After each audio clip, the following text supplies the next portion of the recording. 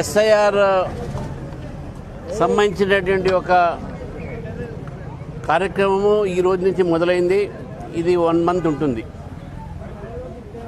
EROs, AEROs అంటే electoral registration officer, assistant electoral registration officer, MRO గారు, DC గారు, అదేవిధంగా బిఎల్ఓస్, వారితో పాటు రాజకీయ పార్టీల బిఎల్ఏస్, బిఎల్ఏ 2 వీళ్ళందరూ కూడా ఈ యొక్క ఫస్ట్ రోజు ఏ విధంగా నమోదు జరుగుతూ ఉన్నది, కాంగ్రెస్ పార్టీ, బీఆర్ఎస్ పార్టీ ఏ విధంగా అయితే అబద్ధాలు ప్రచారాలు చేస్తున్నారో, ఇదేదో భూతంలాగానే ఓటు తీసేస్తారని చెప్పేసి మాట్లాడుతూ ఉన్నారు.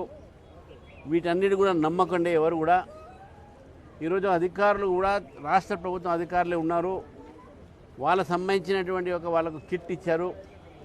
వాళ్ళు ఓటర్స్కు చెప్పి ఇంట్లో ఎవరున్నారో అని చూసి వాళ్ళని ఈరోజు ఈ యొక్క ఓటర్ లిస్టులో నమోదు చేయడం జరుగుతుంది. నేను హైదరాబాద్ ప్రజలకు, తెలంగాణ ప్రజలకు విజ్ఞప్తి చేస్తూ ఉన్నాను. ఈ ఎస్ఐఆర్ అనేది ప్రచారం చేసినట్టు బీఆర్ఎస్, కాంగ్రెస్ పార్టీ ఓట్లు తీసేది కాదు. వాళ్ళు విధంగా ఓటు తీసేస్తారు అనే బాధ వాళ్ళు అంటే అది వాళ్ళ చాతగానితనము, వాళ్ళ భయము. అది ఓట్లు నమోదు వాళ్ళు చేయరు, చేయించుకోలేరు, వాళ్ళ క్యాడర్ లేదు. ఏదో మీటింగ్లు పెడతా ఉన్నారు. పైపెచ్చు ఇద్దరు కూడా ఎస్ఐఆర్ వద్దు, దానివల్ల బీజేపీకి లాభం అండి.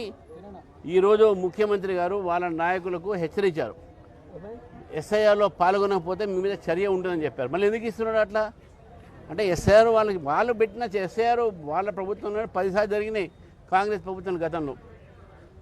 బీఆర్ఎస్ కూడా కింద ఏం లేదు ప్రజలకు, ఓన్లీ ఉత్తర కుమార పలుకులే. మీ వస్తాం అధికారులు, మీ వస్తాం అధికారులు, మీ అధికారం ఇంకా రాలేరు, మీరు అసలు అధికారం ఉండరు, మిమ్మల్ని ఎవరు కూడా పట్టించుకోరు. ఇక మీకు క్యాడర్ లేదు.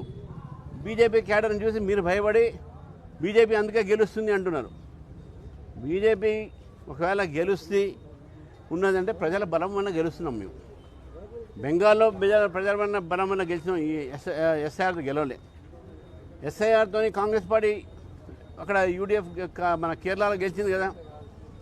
అందుకే ఈరోజు నేను ప్రజలకు చెప్తున్నాను, తప్పుడు ప్రచారాలను మానండి. ఇది బీజేపీయో కేంద్ర ప్రభుత్వం కార్యక్రమం కాదు. ఇది అందరం కూడా బాధ్యతకరంగా, అది ఏ మతమైనా సరే, ఏ కులమైనా సరే, ఏ ప్రాంతమైనా సరే, హైదరాబాద్ నగరంలో ఎక్కడి వాళ్ళైనా సరే ఇక్కడ ఓటు వాళ్ళు నమోదు చేసుకోండి.